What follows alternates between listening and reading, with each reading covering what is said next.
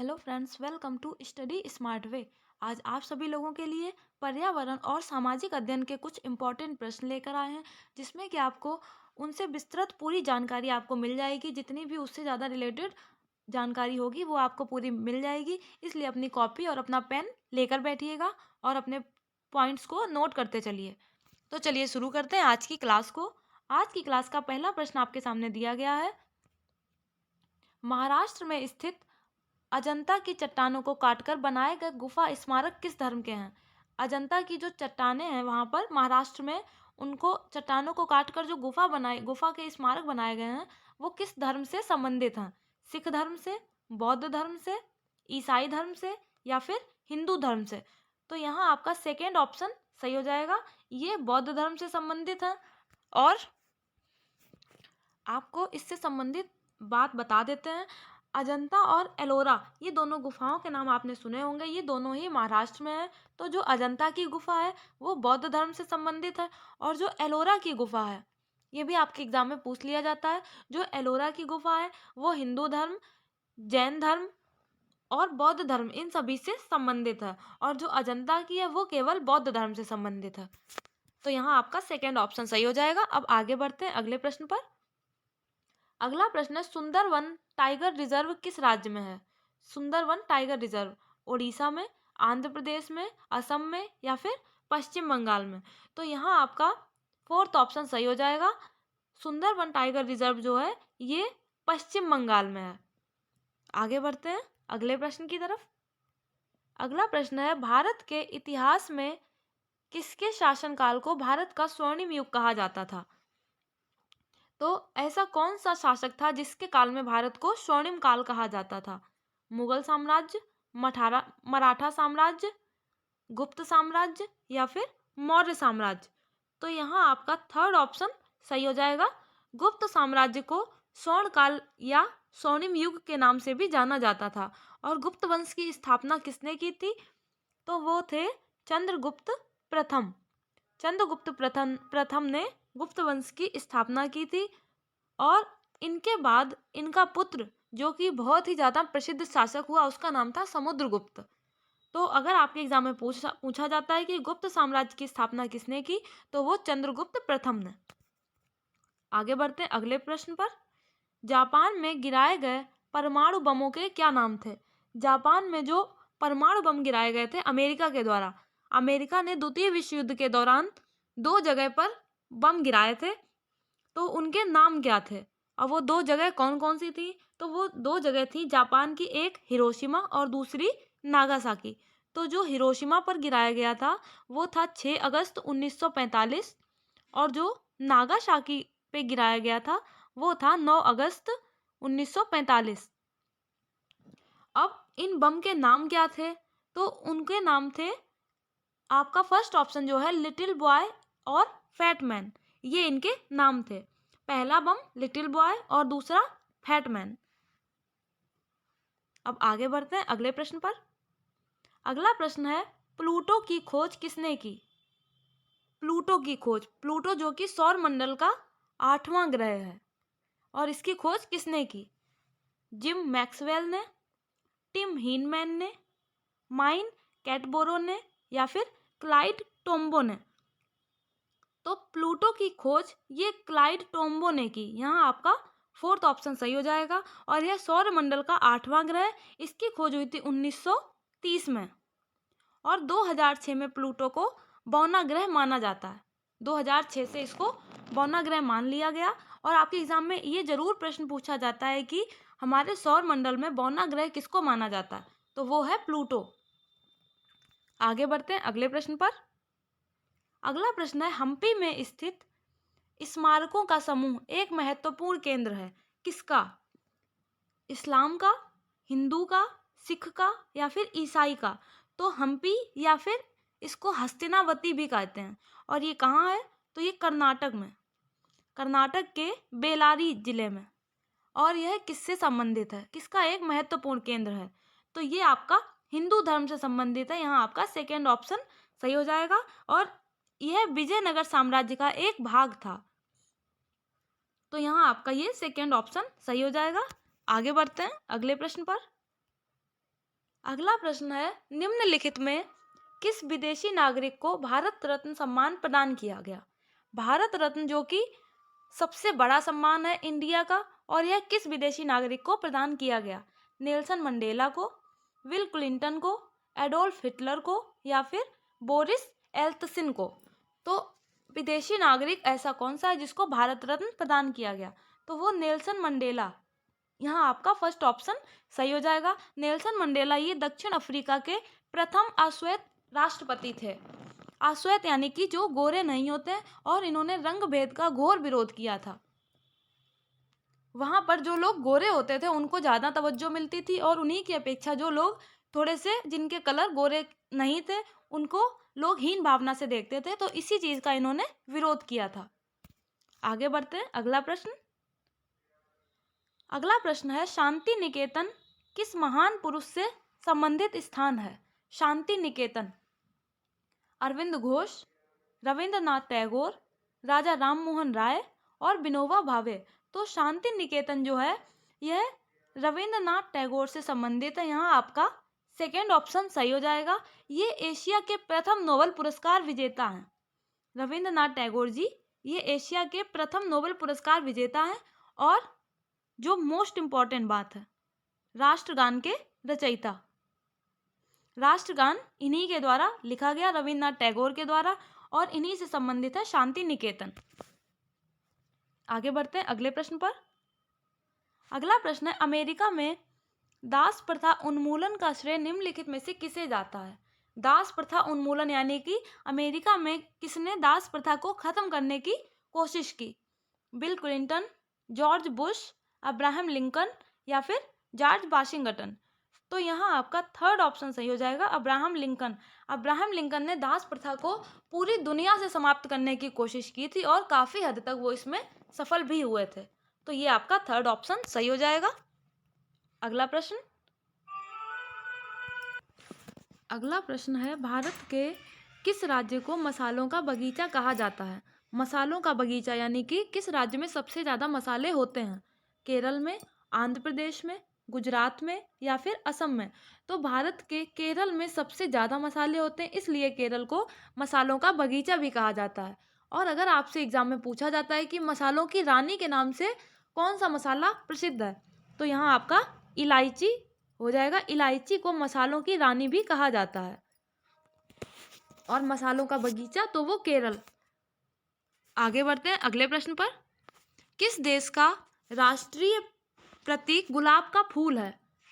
गुलाब का फूल किस देश का राष्ट्रीय प्रतीक है? जैसे कि भारत का राष्ट्रीय प्रतीक कमल है, उसी तरह और किस देश का राष्ट्रीय प्रतीक गुलाब का फूल हो सकता है? इराक का, सऊदी अरब का, ईरान का, या फिर कुवैत का? तो यहाँ आपका थर्ड ऑप्शन सही हो जाएगा, ईरान का। ईरान का राष्ट्रीय प्रतीक गुलाब का फूल है। आगे बढ़ते हैं अगले प्रश्न पर। ओलंपिक खेल कितने वर्ष के अंतराल पर आयोजित किए जाते हैं? ओलंपिक खेल जो होते हैं वो कितने वर्ष के बाद आयोजित होते हैं? 2, 3, 4 या फिर 5? तो ओलंपिक खेल प्रत्येक 4 वर्ष के बाद आयोजित किए जाते हैं। यहाँ आपका थर्ड ऑप्शन सही हो जाएगा। आगे बढ़ते हैं अगला प्रश्न। विश्व मजदूर दिवस किस माह मनाया जाता है? विश्व मजदूर दिवस 8 अगस्त को, 20 दिसंबर को, 4 अप्रैल को, या फिर 1 मई को? तो विश्व मजदूर दिवस मनाते हैं 1 मई को। यहाँ आपका फोर्थ ऑप्शन सही हो जाएगा। 1 मई को विश्व मजदूर दिवस मनाया जाता है। आगे बढ़ते हैं अगले प्रश्न की तरफ। अगला प्रश्न है, किस महापुरुष की जयंती राष्ट्रीय युवा दिवस के रूप में मनाई जाती है? महात्मा गांधी की, सरदार भगत सिंह की, चंद्रशेखर आजाद की, और स्वामी विवेकानंद की? तो राष्ट्रीय युवा दिवस के रूप में किसकी जयंती मनाते हैं? तो यहाँ आपका फोर्थ ऑप्शन सही हो जाएगा, स्वामी विवेकानंद।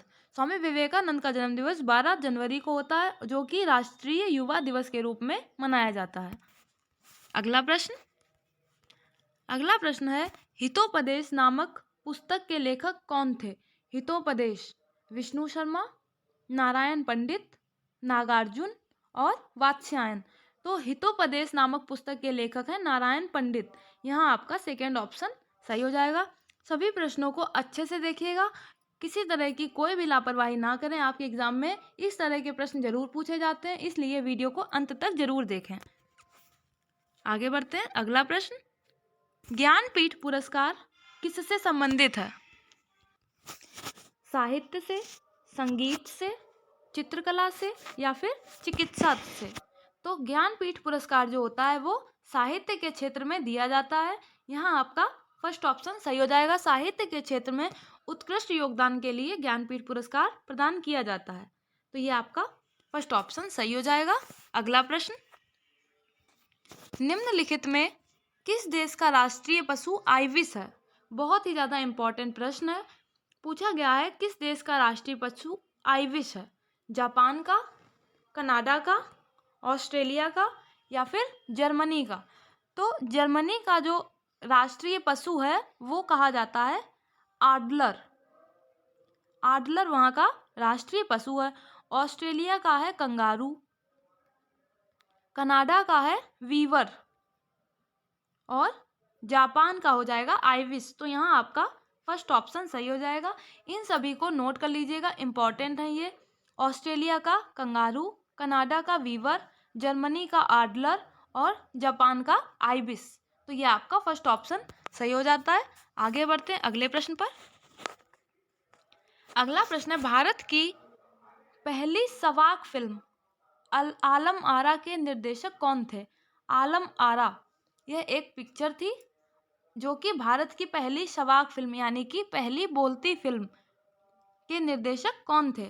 सत्यजीत राय, आदेशिर ईरानी, दीपा मेहता और श्याम बेनेगल। तो आलम आरा के निर्देशक थे आदेशिर ईरानी। यहाँ आपका सेकेंड ऑप्शन सही हो जाएगा। ये भारत की पहली बोलती फिल्म है आलम आरा। इसको नोट कर लीजिएगा। पूछ लिया जाता है कि भारत की पहली बोलती फिल्म कौन सी है? आलम आरा है। और उसके निर्देशक कौन है? तो वो आदेशिर ईरानी। आगे बढ़ते हैं अगले प्रश्न पर। भारतीय अंतरिक्ष अनुसंधान संगठन का मुख्यालय कहाँ स्थित है? हैदराबाद, बेंगलुरु, कलपक्कम और मुंबई। तो भारतीय अंतरिक्ष अनुसंधान संस्थान यानी कि इसरो का मुख्यालय कहाँ है? तो ये आपका सेकेंड ऑप्शन सही हो जाएगा, बेंगलोर में। आगे बढ़ते हैं अगले प्रश्न की तरफ। भारत का प्रथम परमाणु ऊर्जा रिएक्टर कौन सा था? भारत का जो पहला परमाणु ऊर्जा रिएक्टर था उसका क्या नाम था? अप्सरा, एप्पल, अपोलो 11 या फिर आर्यभट्ट। तो भारत का जो पहला परमाणु ऊर्जा रिएक्टर था उसका नाम था अप्सरा। तो ये आपका फर्स्ट ऑप्शन सही हो जाएगा। अगला प्रश्न देखते हैं। पणजी की राजधानी क्या है? पणजी की हिमाचल प्रदेश, गोवा, गुजरात और मध्य प्रदेश। तो पणजी की राजधानी है गोवा। ये आपका सेकेंड ऑप्शन सही हो जाएगा। यानी कि यहाँ पे आपका स्पेस है जिससे कि पणजी किसकी राजधानी है? तो ये गोवा की राजधानी है। यहाँ पर आपके बीच में स्पेस है, इसको ध्यान रखिएगा। गोवा की राजधानी है पणजी। तो ये आपका सेकेंड ऑप्शन सही हो जाता है। अगला प्रश्न, विश्व की सबसे ऊंचाई पर स्थित दूरबीन वेधशाला कहाँ है? जो सबसे ज्यादा ऊंचाई पर स्थित है दूरबीन वेधशाला वो कहाँ पर है विश्व की? भारत में, अमेरिका में, रूस में या फिर जापान में? तो जो पूरे विश्व की पूछा गया है, विश्व की सबसे ऊंचाई पर स्थित दूरबीन वेधशाला वो कहाँ स्थित है?